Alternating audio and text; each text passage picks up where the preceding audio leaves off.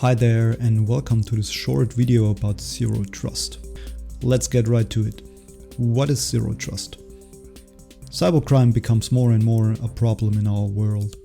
Throughout the last years, we saw a steep increase in cyber attacks on a global level, and the trend will very likely continue.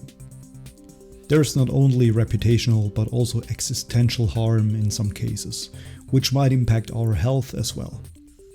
As a reaction, nation-states and corporations across the globe started working on paradigm shifts in their national cybersecurity strategy and started introducing a zero trust model in their IT systems.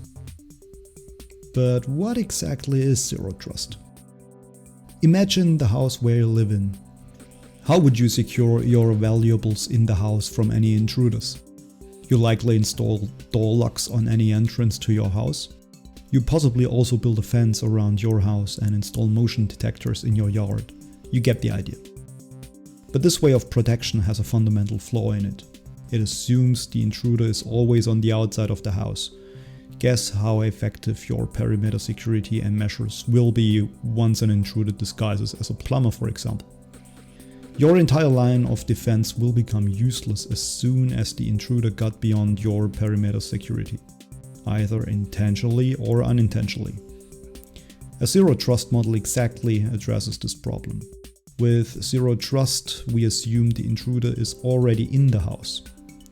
How does that relate to our example? So, every visitor of the house, owners included, need to verify their identity and permissions in every corner of the house. For example, if they want to enter the bathroom, they need to verify their ID and permission to do so. If they want to enter another area of the house, they needed to be verified again before doing so. If we now translate our housing example to the IT world, we have the following architectural setup. We have on the left side the untrusted network, which is usually the internet. On the right side there is the trusted network where we keep our most valuable and confidential data, assets and systems.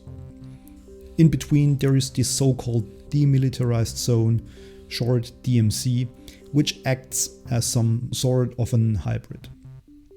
Between the other zones there is usually a firewall on each side to limit access to these zones. Using this setup helps to restrict or deny access from the untrusted network to sensitive information in the trusted zone. While this architectural setup is most common today, it has, like in the housing example, an inherent flaw.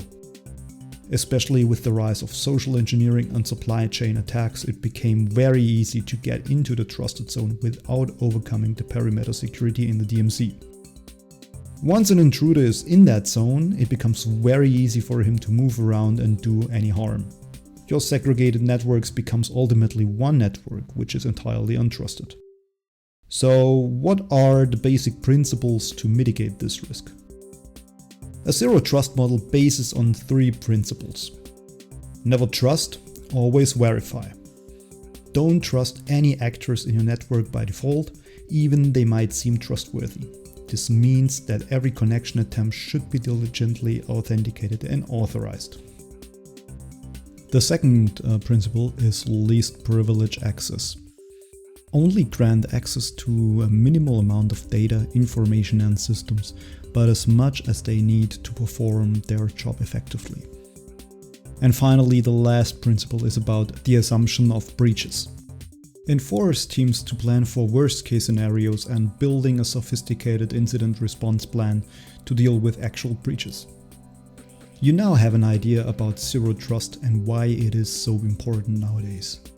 If you found any value in this video, please like and subscribe to this channel. See you next time.